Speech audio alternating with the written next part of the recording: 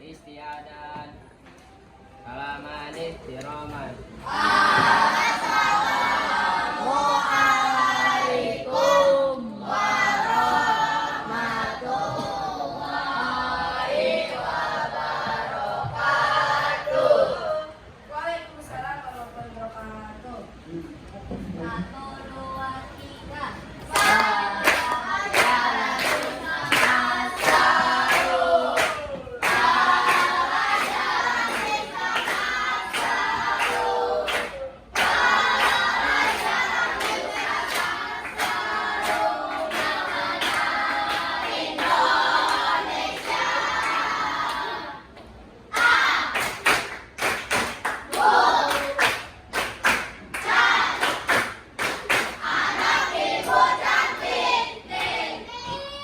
Alhamdulillah kita bertemu dalam kesempatan saya berwasiat. Apa kabar anak-anak?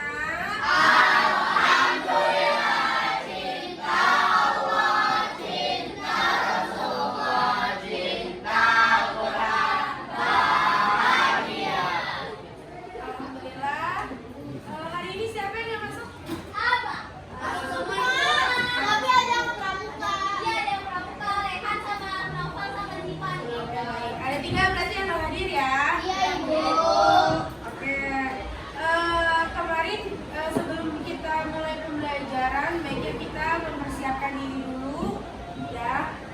Sepertinya kalau belajar ada yang pakai topi kurang baik. Yuk, berapa sih? Nah, oke. Yang yang belum pakai sepatu, boleh dipakai sepatunya. Boleh. Supaya kita lebih nyaman belajarnya. Oke, Ibu. Kemarin kita sudah belajar apa? Ada yang masih ingat nggak? Umay, apa Umay? Menjalankan undang-undang dasar di daerah rumah. Menjalankan undang-undang dasar di lingkungan rumah. Oke, boleh. Kemarin kita sudah belajar ya. Umay tadi bilang sudah menjalankan undang-undang di rumah. Apa yang udah Umay jalanin? Waktu teman saya ada yang sakit, saya jemput. Oke. Jadi waktu teman Umay sakit, ternyata Umay jengukin. Berarti itu salah satu mengamalkan Pancasila atau undang-undang dasar. Baiklah. Sebelum kita masuk ke materi selanjutnya atau ke bab selanjutnya, ada yang mau ditanyain nggak? Oke, nanti. Kan kita nggak boleh nih Bu, Ya. ngomong sama orang yang lain kenal. Nah, orang yang udah dikenal itu tanya alamat rumah kita, dan saya jawab bukan alamat asli saya di mana Bu. Oke, pertanyaannya ternyata di luar dugaan ya. Oke, jadi kan kita nggak boleh ngomong sama sembarang orang, benar ya. Tapi kalau misalnya orang itu secara random ya nanya, rumah kamu di mana? Ya bener, Ari. Jangan dikasih tahu beneran kalau emang kita tidak kenal sama orangnya ya. Ya kita membantu orang boleh, tapi kalau hal yang kayak gitu takutnya kita ditipu kan. Ya jadi keputusan Adi untuk nggak jawab alamat rumah Adi itu benar. Ya, baik juga harus pilih-pilih. Kalau ternyata yang kita baikin penipu gimana? Ya bahaya juga buat kita kan. Ya, jadi good Adi. Berarti materi yang kemarin itu kurang lebihnya sudah paham ya, sudah mengerti. Bahkan tadi Umay salah satu perwakilan dari kalian sudah mengamalkan itu di rumah. Bahkan kalian ngajak main teman tetangga, misal ngajakin tetangga main ya, itu udah mengamalkan undang-undang loh. Kenapa? Karena kalian hidup rukun kan. Gak mungkin kalian main sama musuh kalian, ya. Gak ada berantem. Tapi kalau main sama teman kalian itu berarti hidup rukun. Kayak seperti itu. Ya. Let's go, kita masuk ke bab 3 peraturan di negaraku.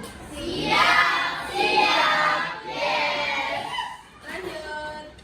Nah, di peraturan negara itu salah satunya ada peraturan di rumahku. Ya, dan ini adalah sifatnya turun-temurun dari nenek moyang. Ya, dari nenek ke ibu kalian, ke bapak kalian, terus akhirnya ke kalian.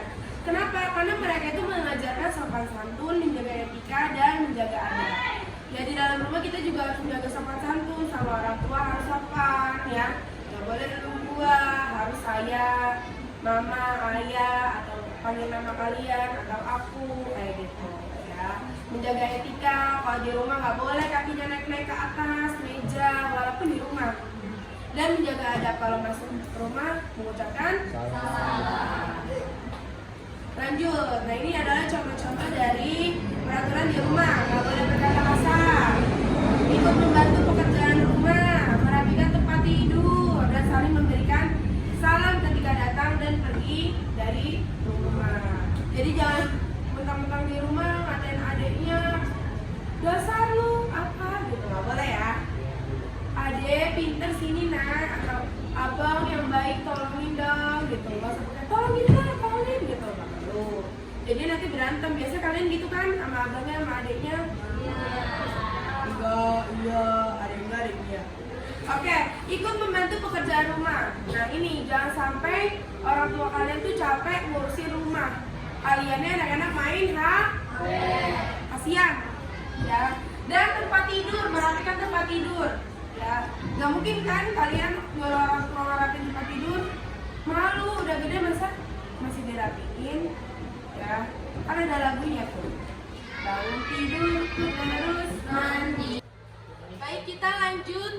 Itu ada peraturan di sekolahku. Yang pertama, kalian harus menjaga ketertiban. Kedua, menghormati guru. Tiga, membuang sampah pada tempatnya. Dan berkata serta bersikap dengan sopan. Jadi kalau kalian selama ada di sekolah, kalian harus mematuhi peraturan yang sudah dibuat oleh sekolah. Kayak contohnya tadi, pas kita mau belajar, jangan pakai topi, topinya lepas. Kalau belajar harus pakai sepatu, sepatunya dipakai. Gitu ya. Yang laki-laki rambutnya nggak boleh gondrong, berarti harus dicukur. Yang perempuan misalnya dadanya harus tertutup, berarti harus tertutup kayak gitu. Sebenarnya orang kalau menjalankan peraturan tuh enak ya, jadi nggak deg-degan. Deg-degan apa? Deg-degan diomelin, deg-degan berdosa ya. Kalau jalan peraturan enak ya, karena peraturan tuh dibuat bukan berarti kalian bakalan terjerumuskan seperti itu. Oke? Selanjutnya, nah ini adalah salah satu peraturan yang ada di sekolah. Ibu juga sebagai guru ada peraturannya, datang, pulang, itu ada jam tertentu. Seperti kalian datang 5:30, sama ibu juga harus datang 5:30. Kalian pulang 2:30, ibu pulang jam 3. Semuanya sudah diatur. Kalau kita melanggar ya pasti ada sanksinya dan nggak boleh ya. Selanjutnya, peraturan di lingkunganku. Nah, peraturan di lingkunganku, nah ini peraturan di sekitar rumah kalian. Ya, kita sebagai makhluk sosial pasti nggak bisa hidup sendiri, nggak mungkin kan? Kamu meninggal tiba-tiba kamu menguburkan diri kamu sendiri, pasti butuh orang kan? Pasti. Nah, salah satunya itu peraturannya itu kita mengikuti gotong royong atau kerja bakti. Kedua, wajib lapor 1 kali 24 jam jika kamu menginap. Kemudian di beberapa tempat itu ada peraturan yang harus ditaati, yaitu jam belajar. Jadi ketika misalnya jam 8 malam itu siswa atau pelajar nggak boleh keluar rumah karena harus wajib belajar. Ada beberapa, dan di sini contohnya ada di Bekasi. Ya. Selanjutnya pos ronda. Ya. Jadi kita ngeronda itu mungkin bisa dibuat seperti bergilir. Ya. Misalnya yang kebagian ronda hari ini RT sekian, nanti besoknya RT sekian. Oke, selanjutnya masuk ke peraturan di negaraku. Nah, di negara juga ternyata ada peraturan ya guys. Nah, di peraturan ini adalah dengan adanya peraturan dalam kehidupan berbangsa dan bernegara itu akan mempermudah setiap warga negara. Oleh sebab itu, aktivitas warga negara telah diatur dengan batasan-batasan yang jelas. Mana yang boleh dilakukan dan mana yang nggak boleh dilakukan. Makanya tadi seperti gue bilang, undang-undang itu dibuat atau peraturan itu dibuat bukan untuk bikin kalian celaka, tapi justru ingin memudahkan kalian. Kayak contohnya ya, anak sekolah rambutnya potong. Ya kenapa sih bu? Ini rambut kan nggak berpengaruh terhadap belajar saya. Iya, tapi kamu dilatih jadi taat peraturan, akhirnya kalian bisa bertanggung jawab. Nah itu nanti pas udah kerja, udah dewasa itu kepake. Seperti itu ya. Peraturan tadi sudah kita bahas ya. Semoga kalian semua lebih paham dan bisa mengamalkan peraturan-peraturan itu di kehidupan nyata kalian. Nah sebelum kita masuk ke pembuatan kelompok, ada yang mau bertanya? Oke, awak. Terus kenapa kalau kita menaati peraturan kita diomelin? Oke. apa namanya belajar dari pengalaman kenapa nggak mematuhi peraturan diomelin ya. Kayak contohnya Bu Sas marahin kalian ya. Misalnya contohnya nih, udah ada peraturan jadwal piket, bener nggak? Udah ada jadwal piket dibuat. Harapannya kalian piketin kelasnya.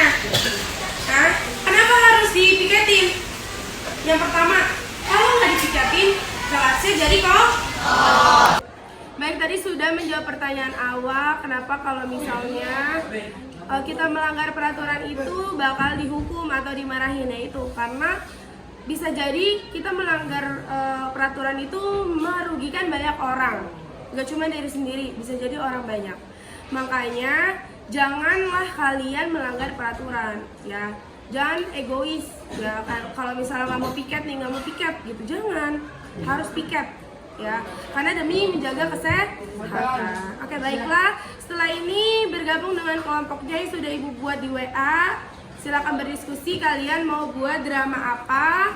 Bisa dipilih mau di sekolah, di lingkungan rumah atau di rumah, di dalam rumah ya. Karena ada 6 kelompok jadi pas tuh 2-2-2 ya. Jangan ada yang semuanya sekolah, jangan, harus digabung, harus ada 6. Jadi 2 di sekolah, 2 di dalam rumah, 2 di lingkungan rumah. Paham? Ada yang mau bertanya? Nah, oke, baiklah. Silakan dikerjakan. Baiklah, semoga materi yang Ibu berikan dapat bermanfaat bagi kalian. Jangan patah semangat, terus berjuang ya.